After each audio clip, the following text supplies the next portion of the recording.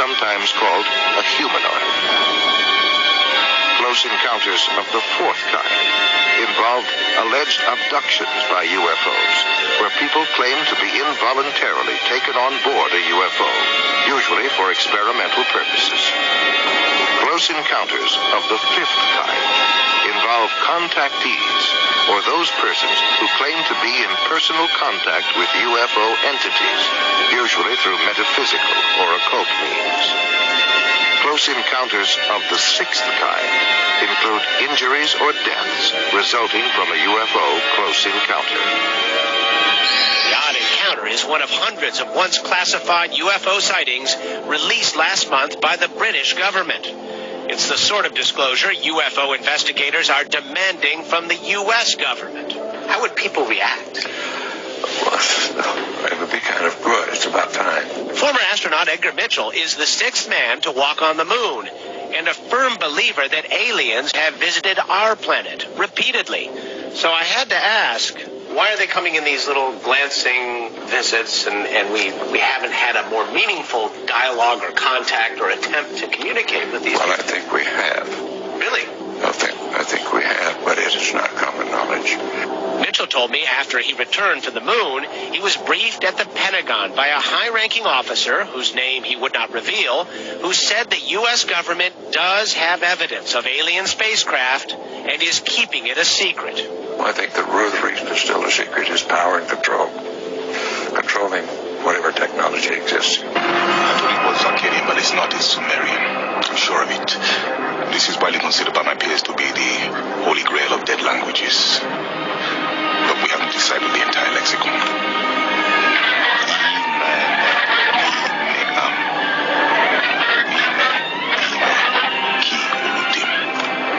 Our creation is the last two words. I'm not sure of the first two.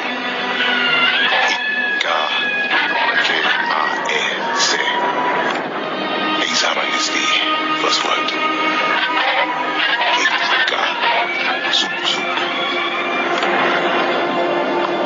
The last word is ruin or destroy. Our creation, examine, ruin or destroy. Ruin, destroy who? It's an incomplete translation. We can't be sure of exactly what's being said. But whatever it is, it sounds aggressive. I'm sorry, but none of this is making any sense. It's a verbalized recording of the Sumerian language. And we're talking about the oldest language in human history, for whatever reason recorded in your room. What was happening? What was being done to me? What is unsettling is that, whatever it is, the vocals, they don't sound, ordinary. Human. Whoa, stop. Okay, let's not fuel any more of these fires. Now, there's any number of reasons for the distortion in the voice. Yeah, I'm not jumping to any conclusions, but her voice sounded fine. The tape could have been recorded over, for one, and part of the old tape could still be heard. No, I don't recycle Maybe tapes. this time you did. And that still does not explain why that voice is speaking a language that predates Egyptian hieroglyphics. Now, I studied the Sumerian civilization for most of my career, and what I have found is intriguing.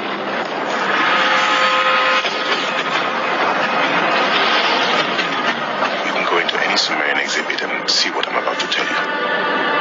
Drawings of rockets that look like Apollo launching into the sky. Etchings and sculptures of men in spacesuits and what looked like oxygen masks. And this artwork was created in the 4th millennium BCE, 4,000 years before Christ walked the earth. Genesis, Noah's Ark, to name a few. Both of these stories existed in so much 6,000 years before the Bible was written. Genesis came from the Sumerian epic of creation. Noah's Ark came from the Sumerian deluge. The alien god legend has its basis, its origins in Sumerian history. You can find everything I described in the museum right beneath. Alien abduction reports are something many of us have heard of. But is there anything to substantiate this phenomenon? It may seem as though we are passing from the realm of science into science fiction but this phenomenon takes a critical view to examine. There are many alien abduction reports relating to one another from all over the world. What is the purpose behind this phenomenon? What races could be involved in this? And more importantly, what could the agenda be? Could there be malevolent and benevolent beings out there serving different purposes for the human race? Let us examine this phenomenon in more detail.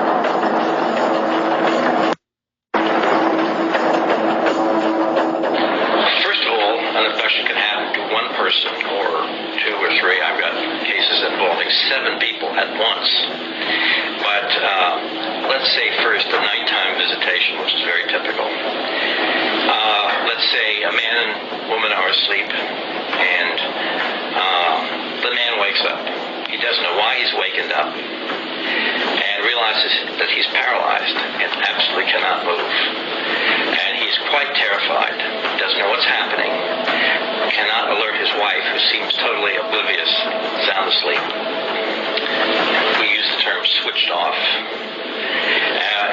At some point, he becomes aware of a figure in the room, or several figures. Either they approach the bed, or they're standing by the window, or whatnot.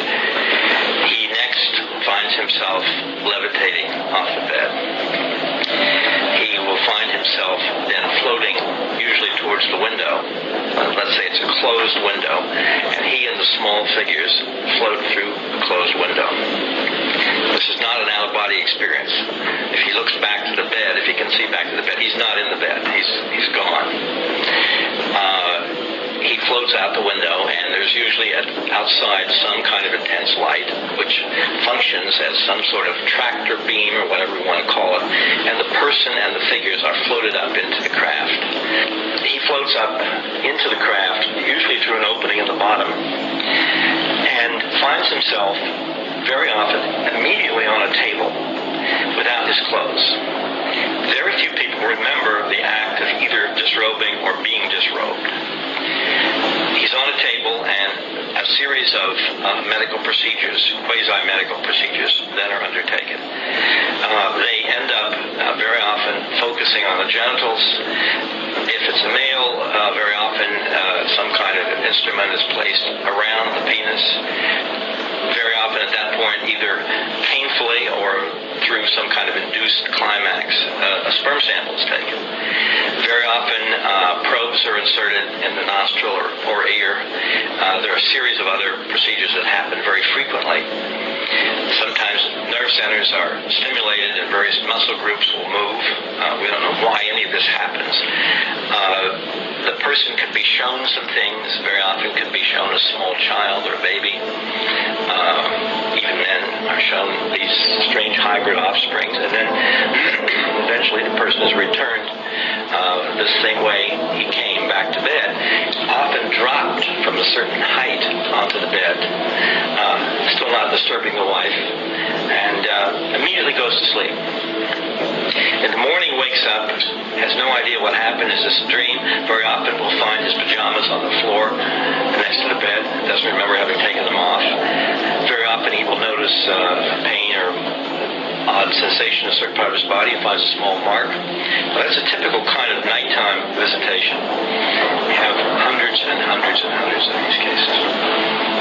Bud Hopkins has written several books on UFOs, including Missing Time and Intruders.